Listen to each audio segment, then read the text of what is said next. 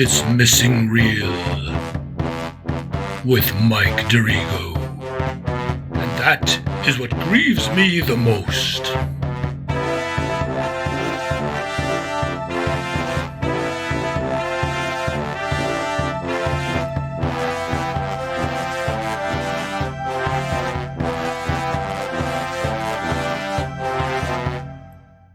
From the borough of Brooklyn, my lord learned the sorcery of audio recording and the art of podcasting.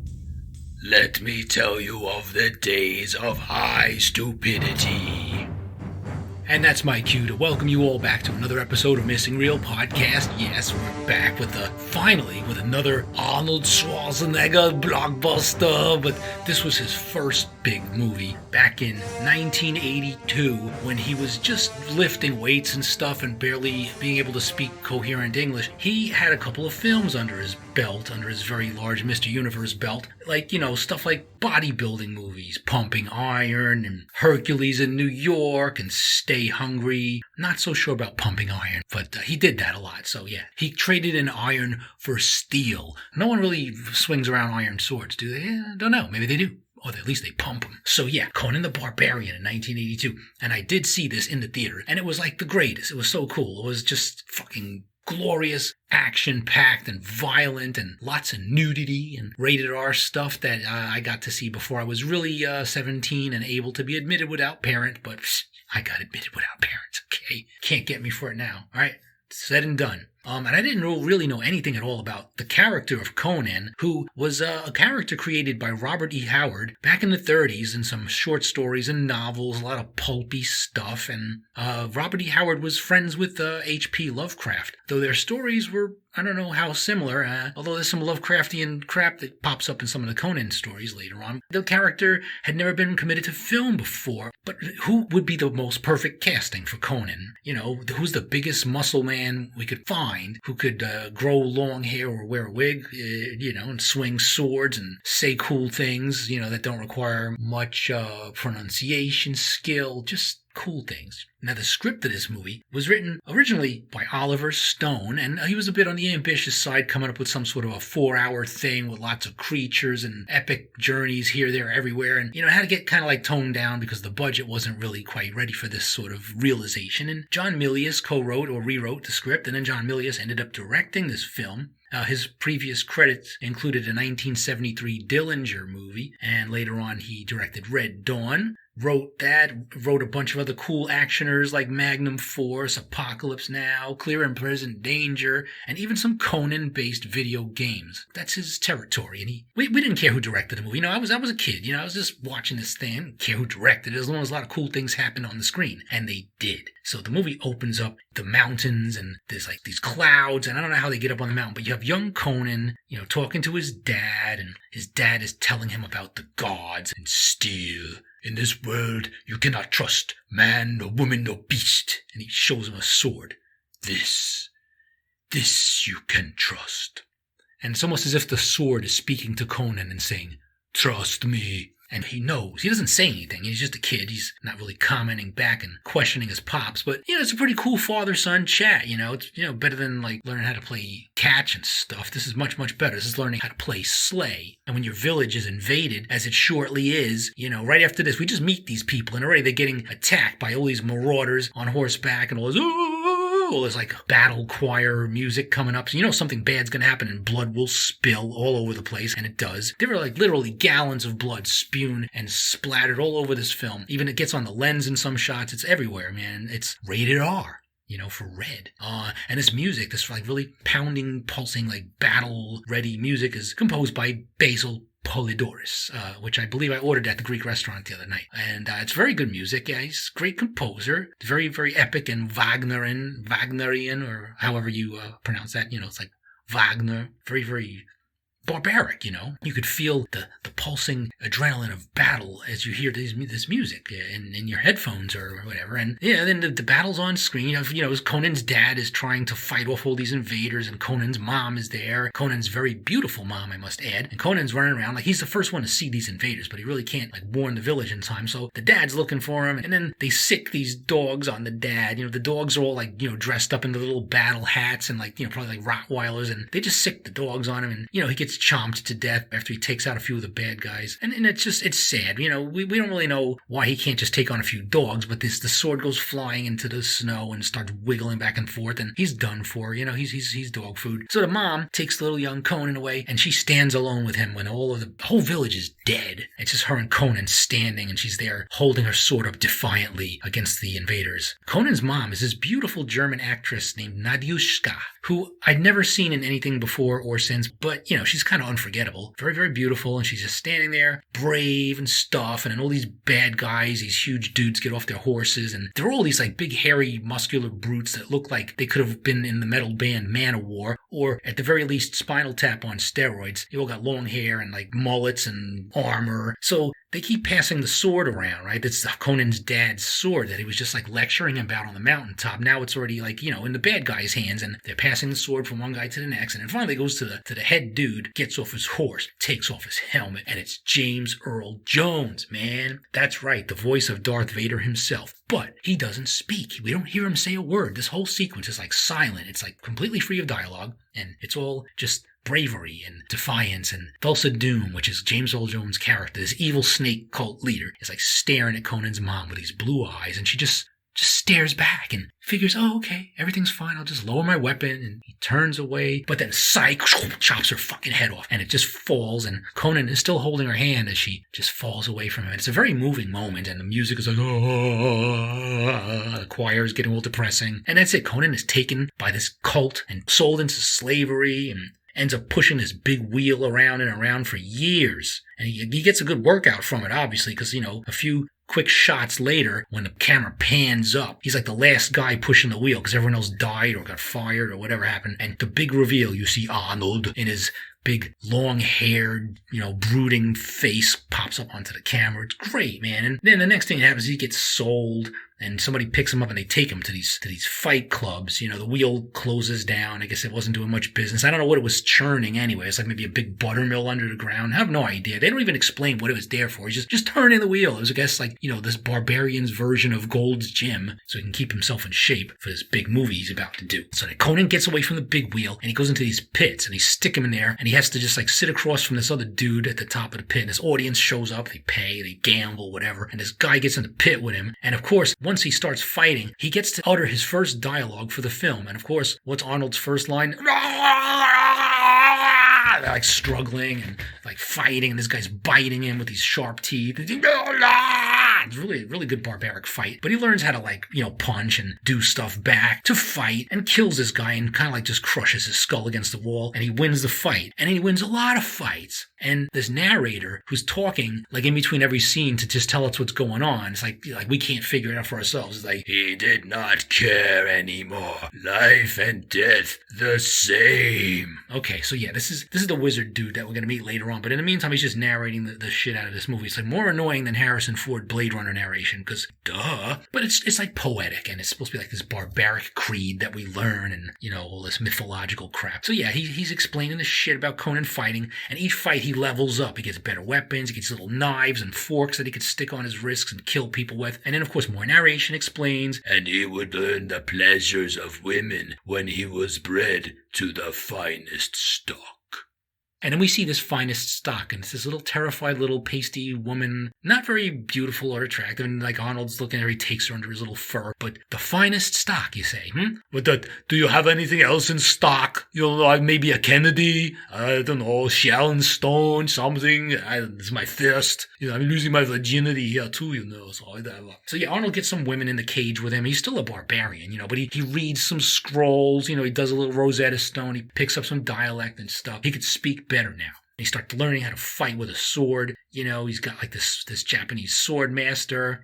Got a little bow around his hair. It's really cute. So they have this gathering of warrior dudes sitting around. And then the mentor, the sword master guy asks, what is best in life? And then this one guy comes up and says, The open steppe, a fleet horse, falcons on your wrist, the wind in your hair. Wrong! Conan, what is best in life? And then the best line of all time. To crush your enemies, see them driven before you, and hear the lamentation of the women. Yeah, what's this other guy talking about? Yeah, what is best in life? Horses, birds, the breeze. What are you in a Bon Jovi video? The breeze in your hair? Get out of here, you girly man. The what is best in life, that answer, that question, actually, that's like the key concept in life. It really is. Like, what is best in life? I think that should be like the closing question at every job interview, because when you could answer that correctly, that's it, man. You're the man. Yeah, it's like, who can question you, really? Although I don't know if you get the job if you say, to crush your enemies, you can't do that. But, you can put it into some sort of like a financial context or a business model. It might work. Yeah. And I think that comes from an old Genghis Khan quote. Don't quote me because I wasn't there, but, Genghis Khan said something to that effect. And I believe it. Yeah. I'm sure it was true. I'm sure he said that. He was that kind of guy. So Conan does a lot of really good fighting. He learns how to swing his sword and say what's best in life. It's great. And they set him free. Like one night they just take his chains off, like, you're free. Go. And he's running around. And his first day of freedom, he's being chased by a pack of wild dogs. Wonderful, right? Great way to start off. And apparently these dogs were so vicious on set that even their trainer was afraid of them and got attacked by them. And Arnold was really running for his life up these hills and fell down and injured himself. And, luckily he didn't get eaten by the dogs, like father, like son. It's a bad way to go. He just falls into this old king's tomb. He has his Indiana Jones moment there. And he falls down there again with tumbling down. He gets up and he's okay because he's kind of like unbreakable. And he sees this dusty old sword and he picks it up and he pings all the dust off of it. And it's like, it's cool. It belonged to this dead skeleton guy that was sitting in the chair. It must have been some kind of king. It might have been Atlantis. We're not sure. They rumor that it was the lost city of Atlantis, but it must have dried up since then. And this king skeleton falls apart and Arnold's like, Crom. Because that's his god, Crom. So, like, everything excites him. He just yells out, Crom. But it probably wasn't Crom. It was probably just, like, Poseidon or somebody, again, dried up from Atlantis. Maybe it was Aquaman. It might have been a great ancestor of Jason Momoa. We're not sure because they're somewhat related, as you'll find out. So he walks out of the cave. He climbs out of the cave with his brand new sword, and the dogs start coming, and he gives them the look. So you know what's going to happen, but they don't show that. I mean, as violent as this movie is, he doesn't chop dogs up with a sword. That wouldn't be nice. They probably weren't the same dogs that chewed up his dad, but if they were, yes, vengeance. Grant me revenge, Crom. All right, so Conan's going around with his sword now, wandering around town, and he sees this door open from this hut, and there's this, like, fairly attractive woman in there. She goes, there's warmth and fire. Do you want to warm yourself by my fire? Yeah, sure, why not? It's cold out here, not wearing much either. So he goes in there, and he's talking to this witch, and he's trying, he doesn't know she's a witch yet. He's talking to this woman. All right, let's not be, biased. He's talking to the woman there, and he's trying to find this symbol, the sigil of the two snakes and all that. And he asks this lady in the cave about it while she's, like, lighting fires and pouring wine for him. They said you would come. I will. A man of great strength. There is a prize, Barbarian. So the next thing is they're having sex. And one of many scenes where Arnold is having sex in this movie. So it's great. This is his first big movie and he's already getting it all on. And then while they're having sex, she's like giving him the information he needs. Like, you will find what you seek, samurai. Could you get a pencil and write it down? They can understand you. You're moaning. And like as she's having an orgasm, like this thunderstorm starts outside. Like she's very in touch with nature and her body while she's having sex. So, she starts scratching him and starts turning into this beast, like more than typically what you would want, your partner to do anyway. And Arnold throws her into the fire and she lights up and goes around the room like a fireball, laughing. He goes out the door and he follows her outside and looks, flying away. Crom! Again, he's impressed. So he gets out of there with just a tiny bit more information and, at least a little bit of boom boom, in his life. And he finds this dude chained up to a rock, and it's I am Subutai. This is his buddy he meets, and he picks up there, because he was just going to be fed to the wolves. So Arnold just picks him up as a traveling companion, and Subutai is this cool dude. He's played by Jerry Lopez, who basically was a Hawaiian-born surfing champion, a junior surfing champion by age of 14, and he was known to his native people there as like the god of surfing. He's kind of like an ocean-bound Crom, I guess. But he surfed and stuff. He doesn't do any surfing in Conan, and he doesn't even do any talking in Conan. Actually, his voice is dubbed by Sab Shimono, and uncredited Sab Shimono. But yeah, he has his own resume. Does stuff like Ninja Turtle movies and whatever, but he's in a lot of stuff. He's in a lot of movies, anything with martial arts and Japanese people or whatever. He's there somewhere. But Subotai is just this one movie that we have Jerry Lopez, and he's a cool companion. He's an archer. He's really good with a bow and arrow. He's almost like Legolas, but a lot slower. So yeah, they're running through the mountains, and there's all this really fun, adventurous music playing, and they just go here, there, and they sample these little lizards on sticks, and Arnold punches out a camel that he bumps into. A little bit of comic relief, and eventually they wander around in all these towns and little villages and stuff. There's all these like snake towers like stuck in the middle of every village, and I wonder what that's all about. And they run into one because they find out that there's some jewels that they could steal from this tower. And of course, anything with snakes, that's part of Arnold's quest. So go to the snake tower, and they run into this other thief, I guess. She's probably a thief, some blonde with a sword, played by Sandal Bergman. And she's, of course, the main female character in this movie. And she becomes Arnold's, love interest and, the warrior who fights by his side. And she has a dance background, did a lot of Fosse stuff and all that jazz. And she was in Xanadu. So, this is like the coolest thing she was ever in that doesn't involve dancing. But, of course, she did a lot of stunts, pretty much all of her stunts, just like Arnold did, because they couldn't find any stunt people that matched their size or that could convincingly pull off, the switcheroo and fool us into thinking it was really them. But it was really them. And Sandal Bergman would appear later on in 1985 with Arnold in the Red Sonja movie, although she did not play Red Sonja. And we'll probably talk about that too, but not now. So they go to the Snake Tower, and they see the cult stuff going on, and they're sliding up and down the ropes. They climbed up, they slide down into this chimney thing, and there's a cult there, and all these people are wiggling back and forth, singing these snake songs, like White Snake or whatever they're doing, Is This Love? And, Here I Go Again, while they're getting ready to drop into the sacrificial pit. So in the bottom of this pit there is this eye of the serpent, this big red jewel, and, Arnold is going to steal it. And he's creeping up, not to mention that there's a gigantic snake coiled around the bottom, so he's trying not to wake it up. So he gets the jewel, and a little bit of sweat falls off his head, and then the snake eye, the pupil dilates, or he wakes the snake, and he's getting out of there. He's trying to get out of there, and he stops dead, because on his way out, he sees hanging over the doorway that snake symbol thing. It's like this little jade thing with the snakes on it that he remembers seeing with the people who killed his family. So he takes this little snake thing souvenir. But meanwhile, the big giant snake is creeping up behind him, and his buddy Subotai is firing arrows into it, and Arnold starts fighting the snake, and it grabs him, and some of the arrows were fired into the snake by director John Milius, because he was apparently the greatest archer on the set.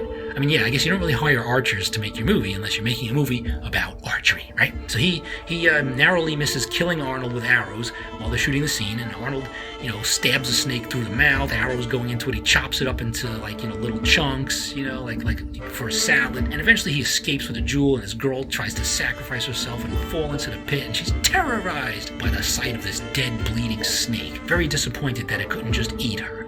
Alright, so they got this big, giant red jewel thing and a lot of other little jewels, and they're hanging out, and they're spending their money and are having a really great time living large around town, getting bottle service and stuff. So, they're just hanging out drunk, and some warriors come in and collect them, and they have to bring them before King Osric. Now, here's one of the coolest castings in the whole movie, other than James Earl Jones, is our buddy Max von Sydow, and he only has this one scene in the movie, but God, he really brings it in this scene, I gotta tell you.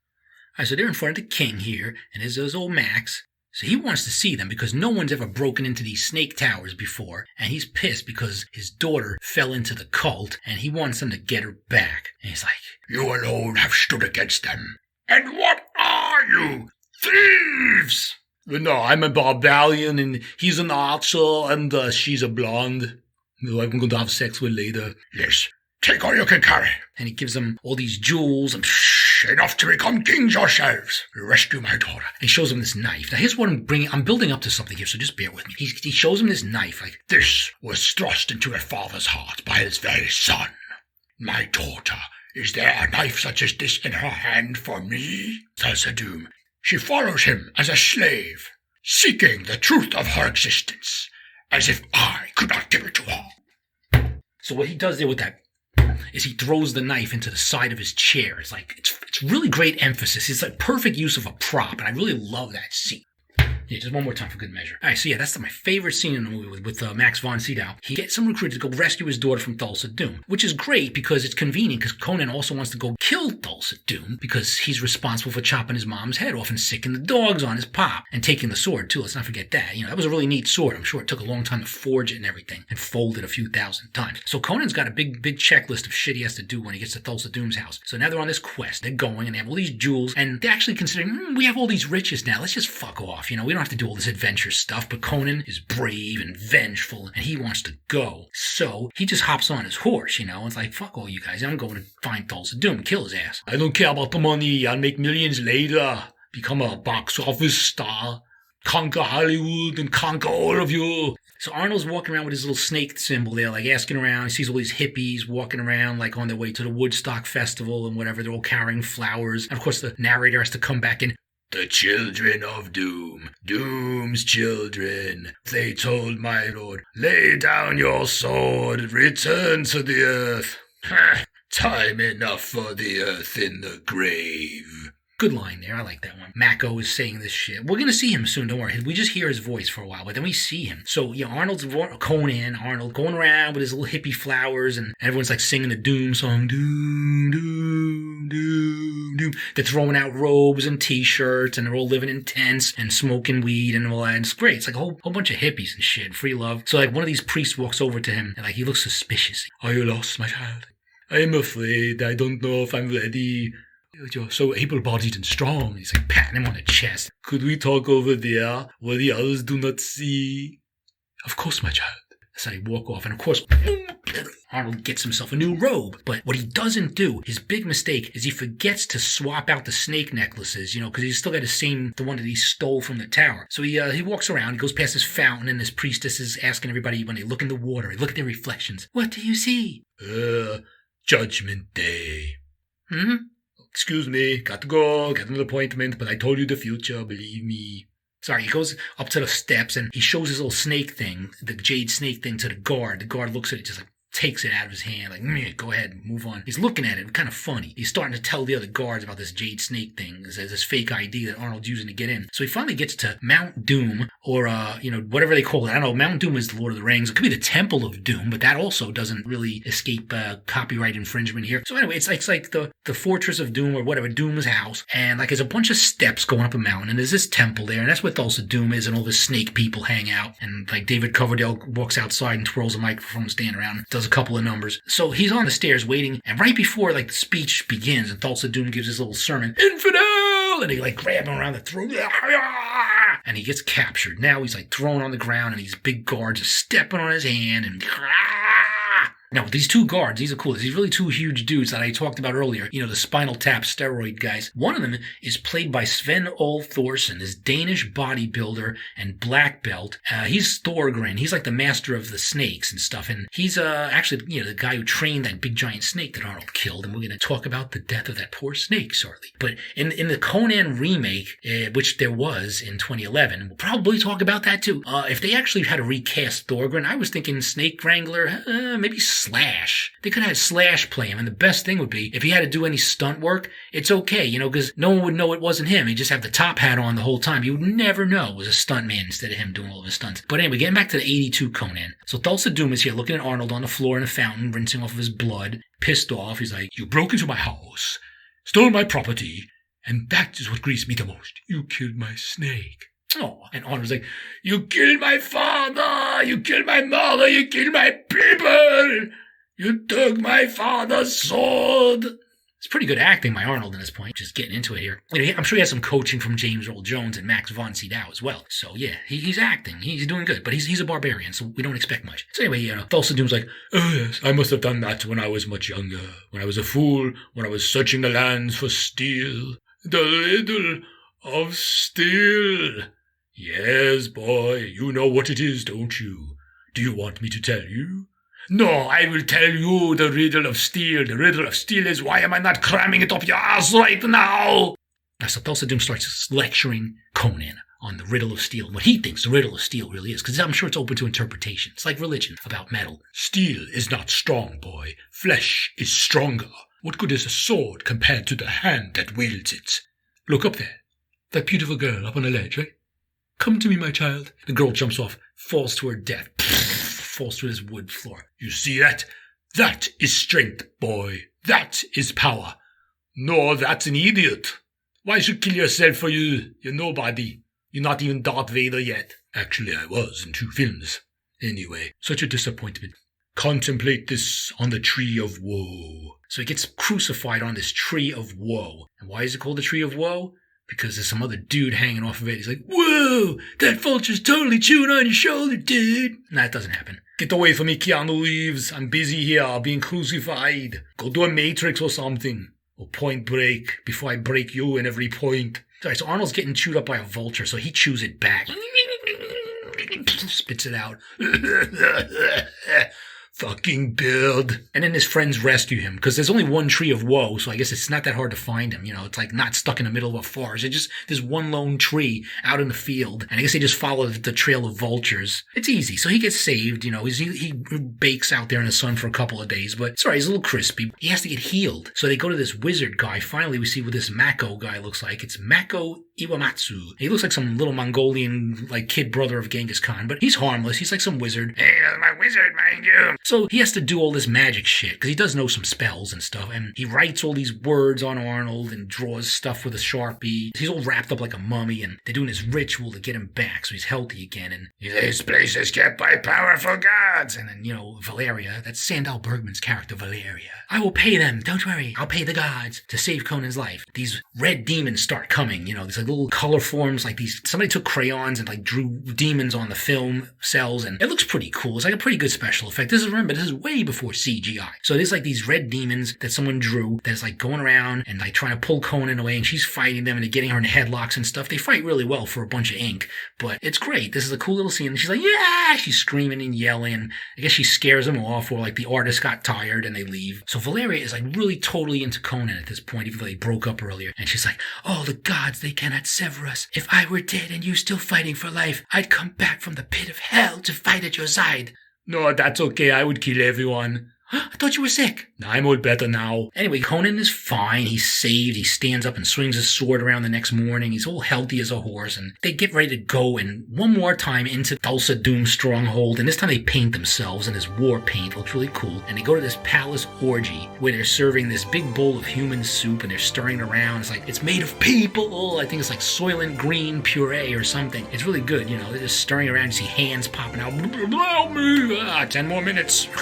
So they're stirring this muck, and they're getting ready to have this big feast and whatever, and Thulsa Doom is sitting there with the king's daughter, just hanging out on his throne, and he's all meditating, and there's a lot of people having sex and eating grapes and waiting for their people soup to show up, and then this big fight breaks out. They set things on fire, they start chopping shit around, and blood spewing everywhere, and Conan fights against those 2 big metal dude guys, and Thulsa Doom, the big chicken shit that he is, he just turns into a giant snake and slithers out of a hole, and then the king's daughter's she thinks she's a snake, but she doesn't do so well. So they slap the shit out of her, and they throw her on a horse, and they bring her out. Thulsa Doom finally comes back, turns back into a dude again. He's angry about all the carnage, and they will all drown in lakes of blood. Yeah, that's really tough talk for a guy who just slithered away a few minutes ago. So anyway, he picks up a little snake, and he pulls it on his bow and arrow, and the snake stiffens and turns into this arrow snake. And with absolutely nothing to really hold it back onto the quiver or whatever, the cord, but he just shoots his fucking arrow. Seek. And he shoots it, and it lands right in Valeria. It deals her this really lethal blow. It's probably a poison arrow, because it's a snake, and snakes are poisonous. So anyway, they get away, and Conan pulls the snake out, and she's like, I promised I would pay the gods. And it's really sad, and she dies, and that's the end of her, we think. And Conan looks back at the temple, and his eyes are really angry. So there's more movie coming. So they're going to get invaded really soon, so they start sharpening all these sticks and putting them in the ground so they can skewer anybody who comes around. The king's daughter is chained to a rock, saying, he will come for you, he will kill you, blah, blah, blah. And Thulsa Doom's dudes come along, and Thulsa Doom comes along too, and they have this big battle, and before the battle, Conan gets all religious. He goes, Crom, I have never prayed to you before. I don't have the tongue for it, but grant me one thing. Grant me revenge, or at least a promising film career. And a box of cigars wouldn't be so bad either. Okay, I got to go fight now. Goodbye. I'm hanging up now. So he fights his great battle. There's more blood squirting all over the place. And the cool thing about the blood in this movie is that in some scenes in the movie, like in the beginning when they were in the snow, they had to use like vodka to mix with this red blood stuff so it wouldn't freeze. So of course, whenever somebody got killed in the movie and blood spewed out all over the place, they had to go for a refill, a lot of refills, from the props people and the special effects guys. So they were bloodthirsty, literally bloodthirsty. Yeah, okay. Sounds like a fun movie to make, which is why it's a great thing there was so much blood in this movie, because there was a lot of drinking on set apparently. And it shows. The end product was worth it. So the battle is being fought, and there's those two big metal dudes left, and one of them's got the hammer, this big giant sledgehammer that he's been bopping people with for the whole movie. So he sees Conan's helmet behind a rock, and he swings it down and bam, tries to clobber Conan. But the thing is, Conan's not in his helmet. His helmet is actually hiding some booby trap device, and this thing swings around, and this giant spike of wood goes right through this dude. And Conan walks over and looks at him, and he just stares at him for a few seconds. And at this moment, I believe Arnold was inspired to speak his first one-liner. Although he doesn't say it in this movie, but he should, because he has no more dialogue for the rest of the movie. But when this guy gets impaled with the thing, the real Arnold that we have come to know and love would say, I see you got the point. So this guy's dead, he's impaled, but then the other dude comes back and starts beating Arnold and chopping away at him, and he almost kills Arnold, but right before he deals this deadly blow, ping, he gets blocked by this bright sword that comes from out of nowhere, and Arnold turns and sees this glowing, angelic image of Valeria in all his Valkyrie armor. Do you want to live forever? So that's it, he sees this thing, he blinks his eyes and she's gone. And then, alright, so he fights more, and he kills this guy because Valeria blinded him with this magic sword swing. And he kills this dude too. And James Earl Jones is like hanging out on his horse on the hill. He's gonna shoot another one of his stupid snake arrows at the princess. No, and Subotai blocks it. With his little shield, pulls the snake out. Will you stop doing that? And Thulsa Doom rides away, and they start, yeah. And the princess starts laughing. Oh yeah, what happened to? Oh, he will kill you. Shut up, bitch, you two-faced hypocrite. So now Conan goes to the Temple of Doom, where they're having this big ritual, and he uses the king's daughter there to get in. She's like VIP over there. They already know her. So he sneaks in with his robe, and Thulsa Doom is ready to give his big ass speech. Day of Doom is here, and you will follow me to infinity. Yeah, it's like this great Scientology sermon he's given, and everyone has to find emptiness. I really don't know what the whole cult is about. Like they just all have to die for him and like play with snakes. I don't know. That's the whole religion. So then he turns around, he sees Arnold there. What would your life be without me? I gave you meaning. Who is your father, if not me? My son. My son. Bullshit! You're my father? What? Nah, next thing you're gonna tell me I have a brother named Luke Skywalker. You're so full of shit. He gives him a big chop in the neck. I'm not just cutting your hand off, Dad. And he chops off Thulsa Doom's head before he could talk about more of his I'm your father shit. There's enough with that already. So he chops his head off, and he's holding the head up, and everyone's screaming. And of course he flings the head, just tosses the head out like a drummer throwing drumsticks out to the crowd after a concert. And the head just goes down the stairs. Like nobody catches it, It's like, they're all running in terror. That shit's probably worth a lot on eBay. And then everyone starts throwing their candles into the fountain. Like, that's it, it's over. Okay, throw your candles away. All right, give back your wristbands, and be sure you go back to the coat check on the way out. Go back to whatever lives you all had before you gathered at this stupid temple in the middle of nowhere. Oh, of course, before they leave, they have to burn the temple down. So Arnold goes down the entire stairway, like 600 steps to the bottom, and he picks up this little tray of fire, starts twirling it around like an Olympian, and he flings it all the way back to the top of the stairs, and it starts catching fire. You couldn't have just used one of the little things at the top of the stairs. I mean, there's like candles all over the damn castle. You could have just lit it right there, but he has to be all showy and throw it back up the stairs. But it looks really cool, so I'm glad he does it. And the whole thing burns down, and the end, and we see Conan sitting on a throne with a beard, and he's like, and in time, my lord would become king by his own hand, but that is a tale that will also be told. Then the music comes on. And that's the end of Conan the Barbarian, which was awesome. And yeah, there was supposed to be a whole bunch more Conan movies. Like, this was actually going to be a contract for Arnold to do like 4 sequels. So, but what happened after Conan the Barbarian? It did really good, box office and VHS. I rented it in Blockbuster. It was on cable TV. It was huge. It was great. It made him a superstar. Not long after that, The Terminator came along. So there was a Conan sequel. Yeah, there was Conan the Destroyer in 1984, but it was rated PG. much less violent. It only had like a few ounces of blood in it rather than the gallons we just saw. And it had a crazy cast, man. It had like Grace Jones, had Wilt Chamberlain, basketball star. And I remember I saw the movie with my dad, and, he was like, oh, when Wilt Chamberlain gets killed at the end, I'm sorry, spoiler alert. And, Wilt Chamberlain has to die, but, my dad was like, oh, at least he went easy. He didn't have such a bad gory death or something. Like, he was like relieved. If Arnold kills Wilt Chamberlain, Arnold would have been more than happy to put him away. He's like, it gives me a chance to do some more one-liners. Okay. Oh, you look a little wilted.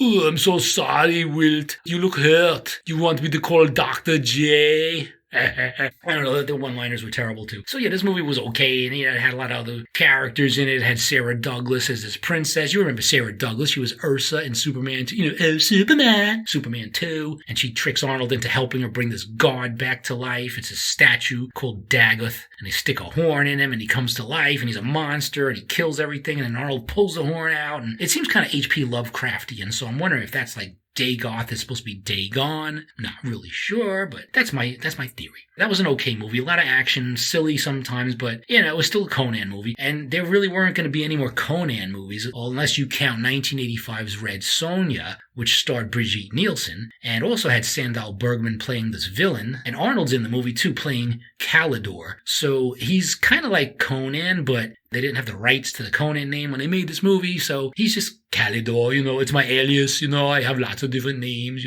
Conquistador, all different names I go by, Muscles. That movie was okay. And Arnold and Brigitte Nielsen had an affair during this movie, apparently. But then, Brigitte goes on to marry Sylvester Stallone.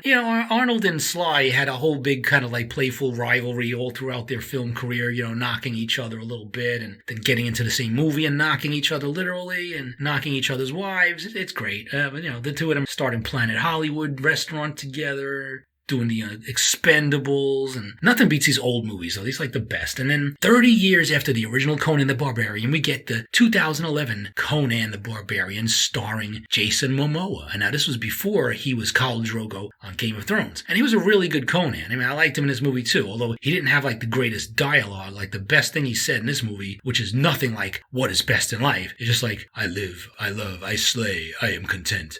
And that's about it, And instead of, my lord was found by instead of Mako, there's an uncredited Morgan Freeman narrating this movie, at least for the first half. Because at the end, he's gone. He's like, what happened to Morgan Freeman? Like, he's not narrating anymore. Like, the movie's over and, like, he just took a hike. I guess, like, yeah, he's not getting paid much to do it. So, I gotta get back to Shawshank. And he's waiting for me. It was an okay. I mean, the Conan remake was completely unnecessary. He's born on the battlefield, literally, Conan, in this movie. Conan's dad is, like, doing a C-section with a sword, just to open her up and, like, get the kid out before the battle finishes up. And they're about to be killed anyway, so you might as well, like, get the kid out first. And he lifts the baby up into the air and... And this is Ron Perlman here, so we got to give him some kudos. And all kinds of ridiculousness going on in this movie. This mask that they're trying to find, it's like a face hugger. When you put it on, when you complete all the pieces, it like sucks onto your face and gives you these magical powers. And they got this weird Rose McGowan in there playing this crazy witch trying to help the bad guy. Rose McGowan was actually rumored to be in a Red Sonja reboot directed by Robert Rodriguez, but this Conan didn't do so well at the box office, so it was just relegated to box office limbo. Development hell and whatever movies that never get made go to. That's what happened with that. But the great news is, we thought there wouldn't be any more, but it's rumored now, it's been announced that Arnold will return in The Legend of Conan. I would certainly hope so, because we could use some more Conan. Even if he doesn't do that much in it, it's like, yeah, just be there. Be Conan. You could just, like, give wisdom from the top of a mountain or something and, like, give somebody a sword and maybe The Rock will be in it or something like that. Who knows? Because the only other Arnold movie that's coming out that is, like, great for nostalgia is going to be Triplets. So if you want to see him and Danny DeVito and some other mystery star in another movie together, yeah, don't hold your breath. I'd rather see Conan one more time, like doing it right. Because until now, the only other Conan we've had is a really tall, pasty, red-haired Irish comedy dude. And I love Conan, too. I love Conan O'Brien, but, you can't compare Conan the comedian to Conan the Barbarian. Not by a long shot. So, I've already told you what is best in life. And I hope you've enjoyed this podcast, and go watch Conan the Barbarian again, because it's great. It never gets old, even though it's old. It's 30 years old. No, it's probably like almost, God, it's like 39 years old now. It's ancient. So, yeah, Arnold's old enough to play his own dad as in The Legend of Conan, or anybody else he wants to play, but just do it. It'd be great. Be back there and just, give us like an update to what is best in life. A tightly rolled cigar, being governor of California, and a babysitter I can have an affair with without getting caught. Oh yeah, and no more Stallone movies. So yeah, that's it with the Conan, man. So I hope you all enjoyed the podcast, and please stay tuned for another one coming real soon. You know there will be one, and looking forward to it. Until then, fare thee well. So how was the podcast, everyone? What daring! What outrageousness! What insolence! What arrogance! Yeah, that pretty much sums it up. I salute you. I salute you too, Ming. Thanks a bunch. Later, everyone.